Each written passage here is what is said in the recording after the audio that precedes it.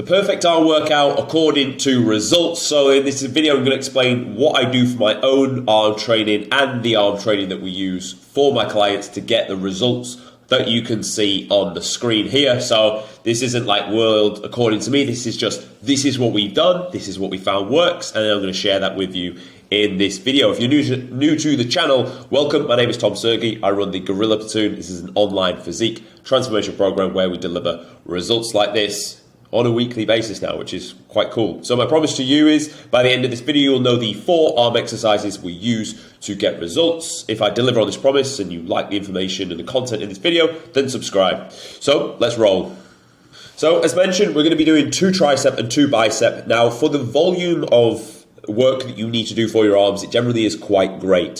So I would say do at least 4 sets of both exercises. That's going to give you, 8 across the 2 sessions, and then that way you're going to double your amount all the way up to at least 16, so you're getting plenty of volume in. Now you could supplement another exercise, but I'm just running 2 on the push day, and then those 2 triceps on the arms and delts day, 2 on the pull day, and then the same on the arm and delts day. Now we're going to go through the first set of tricep exercises. What we've got here is a weighted tricep dip. Now you may think, why do I choose this one? And honestly, so if we think about the tricep now, it's got 3 heads, hence the term tricep. You've got the lateral and you've got the long head here, which is the big meaty part. Now, the long head, you need to put your arm up in front of your body, but you can also hit it when doing this exercise here. The only downside with like overhead cable tricep extension and overhead dumbbell, it's not so loadable. Or if you are using a dumbbell, you're in this position here where you've got load here, muscle here. It's not aligned. You would want it in this position here, which you can do with a cable, but the cable gets harder towards the top. We want to really load the muscle in the lengthened position because we are strongest there. So we want to put as much load through it as humanly possible. And this is where tricep dips actually really do favor, because you can put a belt on, you can put 45 kilo on, and you can grind your way through the sets. So you get the pause at the bottom because that's where the money is. The money isn't at the top because the joints are stacked. As we can see, very, very loadable, hard, challenging exercise. Compound really for the tricep. If you look at it, it's as close to a compound exercise as you're going to get. Now a little tip for this, look at where my feet are. I want them as far forward as I possibly can, really, because it's going to keep me bolt upright and straight. We want to only be focusing on that bending at the elbow and then straightening at the elbow. If we start to tilt forward, which maybe in the back end of this set I probably was, you start to get a little bit more chest, and we want to really just look to isolate the tricep. Now, of course, you're going to get some chest because the chest is being stretched because the chest attaches to the humerus. So you're going to get a little bit of stretch, but you want to keep yourself as upright as possible. Get that pause at the bottom and then really just load this up. And honestly, like, I didn't start out with this weight. I've been running this for weeks, and I found this to give probably the greatest result on my triceps. The long head especially needed some serious work. Previously, what I was doing was the exercises I spoke about with the cables. I've switched to this, started to see some good results from it. So I wanted to share that with you, and hopefully you can receive the same and you understand why you believe this works. His muscle and length and position, very loadable with those 2 metrics. Fucking run with it and get as strong as humanly possible. We're now going to move on to the second tricep exercise and why we do this one. So the next exercise we're going to do is some form of a push down. Now all we're looking for here is keep the arm by the side and to essentially just extend the elbow. That's the only goal of this exercise. Now I've in the past also spoke about using a rope, and a rope isn't a bad option, but if you look at the size of the handles here as I push them away, if you've got a straight bar, this is better than a straight bar because it's basically a straight bar, but you can pull it apart, which is nice, but it'll converge with your arm.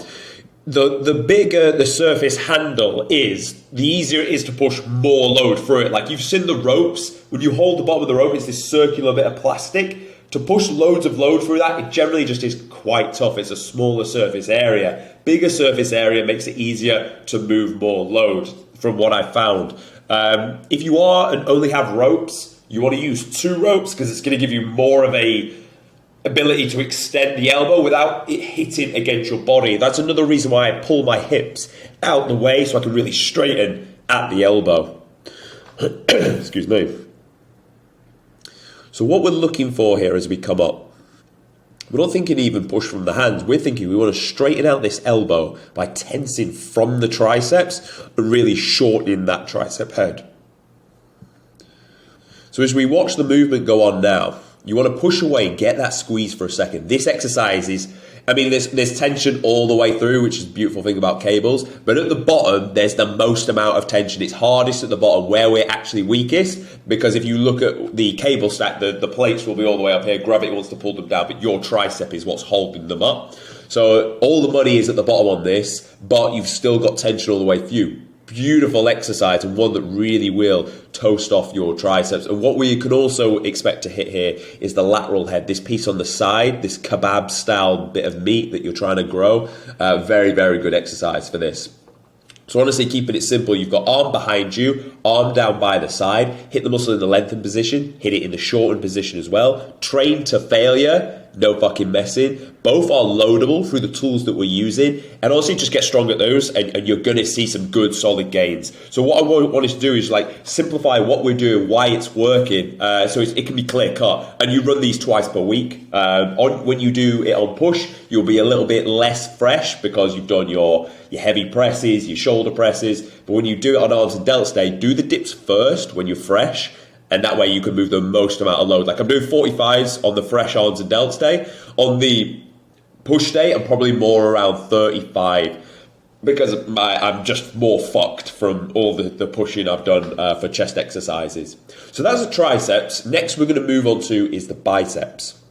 Now, when it comes to training the bicep, I want you to do two things with your upper arm. I want you to train with your upper arm slightly behind you. It's going to favour the long head. Don't get me wrong, the bicep's not the biggest muscle, so don't be thinking, this is long head, this is short head. It is, but at the end of the day, you're just flexing at the elbow. That's all the main thing we need to think about. And then the next exercise, you want to put your arm in front of the body. Now, the reason I've gone for cables is even at the bottom, with a dumbbell, I wouldn't have any resistance, as you know, because gravity is just a dead weight. It's pulled down to the floor, joints are stacked. Now, with the cable wants to pull me backwards. So I'm still getting tension in that lengthened position of the bicep, and that's important. Challenging the muscle at its different lengths. You've obviously got short position, mid position, and then the lengthened position. So that's what we're getting with here, with the cable wanting to pull me back. One of my biggest work-on points that I've really been trying to nail down is my ability to keep my elbows back for the majority of the set. Don't get me wrong, towards the last rep, they probably do creep forward. But if you can do that, you're not using your shoulder to get the load up. You're isolating that flexion from the elbow joint to get the contraction here. Now, I've supported my back. You could do this on a bench, but it's a nose maybe to bring it over, or you're just going to have to stand up and you're going to have to use your glutes and your hamstrings and your quads to keep yourself still. See how it's starting to get tough now? Arms are getting a little bit all over the place, but towards that back end of the set, I'm trying to grind everything I've got out of the muscle. If a little bit of form breaks down, like this is the last rep, I'll take that, but I think still fairly controlled. Control the eccentric. You'll notice that with most exercise I do, control the way down and get that pause in the lengthened position, especially on this exercise, because there's resistance. There's money to be made in that lengthened position. So let's show you now the last bicep exercise and why we use it. So we're going to be utilising a preacher curl. Now, you'll notice I'm actually using the other side of the preacher curl. Reason being, I just find if I come down this end, it aggravates my tendon a little bit. If you look here, my arm is completely flat. At the bottom, there's no tension on the tendon, on the elbow joint. So I can really just lock in, get this fixed. My arm is in front of the body, so it's going to work on that short head of the bicep. Now, this is going to challenge the muscle here. Because right now, the distance between my muscle, the working joint, and the load is at its greatest. There's a drop off towards the top, and obviously towards the bottom, there's no resistance at all. So it's different to what we were getting from the cable. And that's okay, because you're actually strongest when you are in this position here. So that's okay. And you want to work it from two different perspectives. I go single arm with this. It's going to take you a little bit longer, obviously double the time. But to be honest, what would you rather spend a little bit longer, be more accurate, move more load, or do two at the same time, not be as efficient? I prefer to single arm it. You don't have to, but I generally do perform single arm. Lock yourself in here, get yourself into this pad nice and tight, and everything's then locked in, stable, supported. You can't really cheat, but what you want to try and do is push the back end of your elbow and tricep against this pad here. Controlling that eccentric. There is nowhere to hide, really, is there? When you first start this, if you've not got developed biceps, you kind of won't feel like it's working that much. Persevere, give it a good 4 weeks, and you will really start to feel this exercise. It is literally just doing the function of the bicep curl. No way to cheat, really. No way to use your back. Don't get me wrong, towards the back end of the set, where I said keep this pinned in will start to come off, where I'm trying to take it to failure. But as a theme on this channel, good solid form, but if the last rep, a little bit of form breaks down to get that extra bit of stimulus, sometimes it's a fair trade-off to make, and I don't get too out of bed about it, because it shows me you're pushing to failure, which is very, very important. You can have perfect form, you don't push to failure, you're not going to make the gains. Here we go. See how it comes off a little bit? To get that extra rep, I'll take that all day long. So keeping it nice and simple, they were the 4 exercises that I use with clients, with myself, and just get very strong. Run those, don't change them, don't get shiny object syndrome. Focus on those and you will have good set of developed arms. Very easy to change exercises and think you need to do more. If you're in between, hitting around that 16 sets for arms per week, you should be in the sweet spot. Really feel like you need more volume towards the back end of your program. You could add an extra set, or you could then look at other exercises like, to be honest, for biceps, you're always flexing the elbow. You could do a hammer curl potentially to put that in there. And for triceps, you could maybe then go to the overhead cable variation. So that is everything I have for you in this video. If you found value, subscribe. If you want to work specifically with me and get results like this, there'll be a link in the description for you to book a call. And I will see you tomorrow.